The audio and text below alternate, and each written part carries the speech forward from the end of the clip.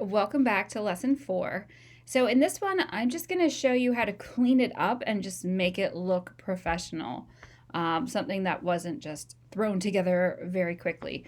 So here is, well, it's not a finished product. There's only 3 questions in it. But you can see when I go to print, it looks nice. Okay, everything's kind of laid out and spaced and all of that. So I'm going to show you how this is accomplished. So let me grab a new sheet here. All right, and what I do is I take these cells and I make them tiny little squares, almost like pixels. So I'm going to click here in this upper left-hand corner and it highlights every cell. And what I want to do is make these columns teeny tiny, like that, maybe even a little smaller, okay? And then obviously this isn't enough space to work with horizontally, so I'm going to highlight all 26 of these. And with the Mac, I'm doing a 2-finger mouse click. I believe with a PC that's called right click, not sure. I'm going to insert 26 columns to the left, and I'm going to do that again. So it goes through the alphabet twice, A through Z, then AA through AZ, and then BA through BZ, okay? Now what I'm going to do is highlight all the cells again, and I'm going to bring this up so that I'm eyeballing it, so that each cell looks like a square rather than only a rectangle. So we were making it square. Okay, then the next thing I want to do is the way it prints is it kind of sees what you have from left to right and then does the ratio vertically. So let's just type in something in this very first cell and this very last cell. Ooh, okay, let me move this over a little bit so I can see the whole thing. Cut off some of my ear there. Okay, and now it typically gets cut off somewhere around here near 100. So I'm scrolling down to that and I'm just gonna number these cells. If it follows me here. Whatever, just so I can get an idea. All right. Now when I go to look at the print preview, I can kind of see where my page gets cut off. All right, so print preview. If it's on landscape, change it to portrait, okay? And you can see it shows everything from this cell to this cell, and then on mine, it gets cut off after the 2. Okay, so you want to see where it does the page break. And I am going to delete everything from 2 on down. And I'm going to delete these rows as well. So from 97 all the way down to 1000. And I'm just going to highlight all of this. If there's a quicker way to do this, let me know in the comments. So just a reminder, I'm here in Google Sheets. And yeah, we're scrolling. Big part of our video will just be me scrolling here. It's great.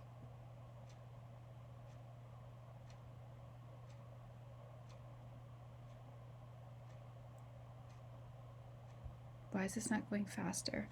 Is it because I have too many applications open? All right, well, if you look at my tabs along the bottom, I do have the hidden tab again.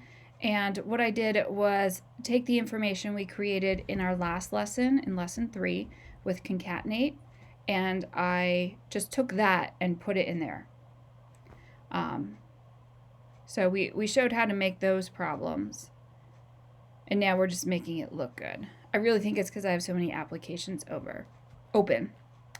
So now, yeah, it's like gas here. You know, when you're at the gas pump, you want it to stop right on $10. What is that, like 2 gallons of gas?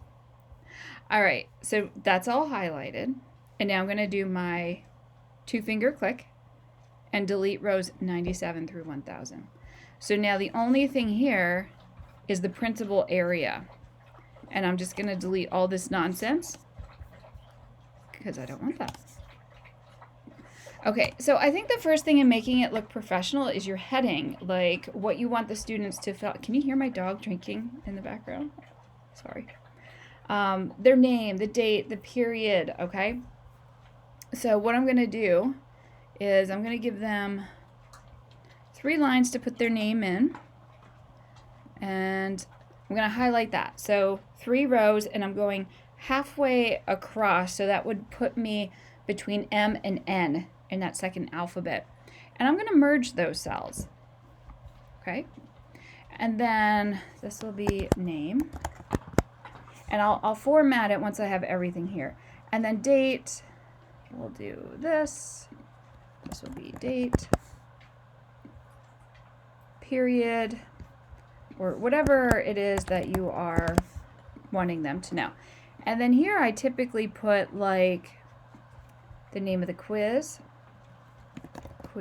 name, and then here I'll put like the unit name and title, unit name and title. And if you want to add like I don't know, standards or your name or whatever it is you want to do. Okay, so now to format this, first of all, I'm going to increase this to 14. Okay, I think when I print, it actually looks like size 12 font, but I'm making it 14 on here just because we moved things around. The font isn't quite what it says it is. All right, also up here, I want to block all this off actually. So I'm going to use borders, and I'm going to pick this one so that everything gets a border. And I find my students don't miss problems when everything's in its own little block. Now this part they wouldn't fill out, so I like to gray that out. Give it a little bit of gray so they realize that's not for them. They don't have to put anything there. And I also like this space to be in the middle, vertically and horizontally, okay? Here, these, I like them to be aligned to the left, but vertical alignment, center, okay? So let's take a look at the print preview so far. That looks nice. Okay, so our heading looks somewhat professional. If you want to change the font, I'm not crazy about the default font here, but you can mess around with that on your own. Okay, so what I have for our problems, this is what we made in the last one. I made 3 copies of it, 3 questions of it, is 2-step equations. Okay, so now as I'm working on this, let's see here. So problem 1, I'm going to take 4 of these blocks and merge them, and that's where I'm going to put question number 1, or the problem number. And then I want to give it enough space, that should do it, to put the 2-step or to put the equation in. Okay, and now what I'm going to do is just copy this for the 3 problems. So I'm going to have it go 3 across the top, 1, 2, 3.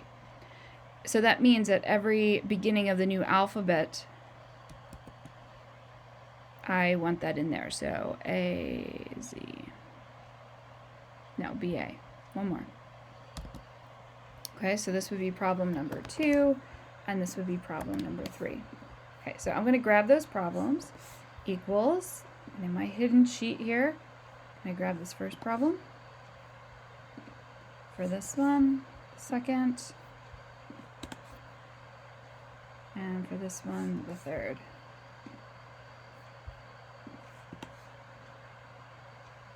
All right, looks good. If you click on any empty cell and press delete, you can see that it keeps regenerating new problems. Okay, again, I do like to box it off, so I'm going to box off this first one, and I want to give them enough vertical space to solve it. So, box it off. Do that for all 3 of them.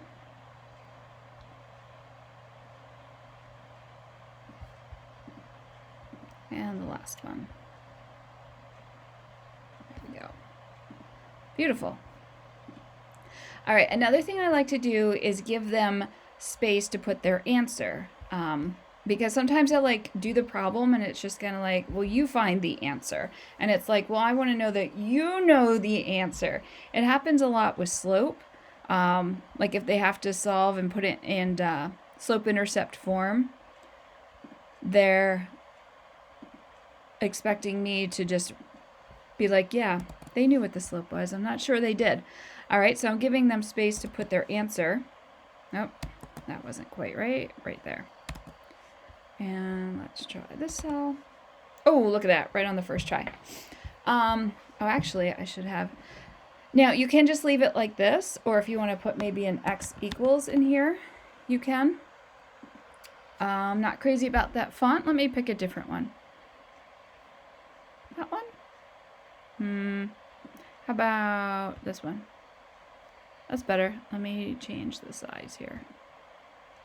Okay, so I'll copy that into each one. Okay, let's see what this looks like if we go to print. Almost beautiful, right? You don't want those grid lines there. So just a reminder, if you go into View, Show, get rid of the grid lines, then when you go to print, they won't print. Okay, you'll just have that. All right, and you can play with this however you want. Now, as I'm editing, I do show the grid lines, so I know where I am on this. One thing I do is once I resize all of these and I have it, you know, to the one printable page, I do make a copy. So here you can see this is just a blank one. That way, if I need another sheet, you know, another page to my quiz, I have one ready to go and I don't have to do all that again. Okay. Answer keys kind of work the same way. You can, you know, just take this and edit it and make it look great. So play with fonts, play with sizes, print them out, see what you think. And I hope you enjoyed lesson 4.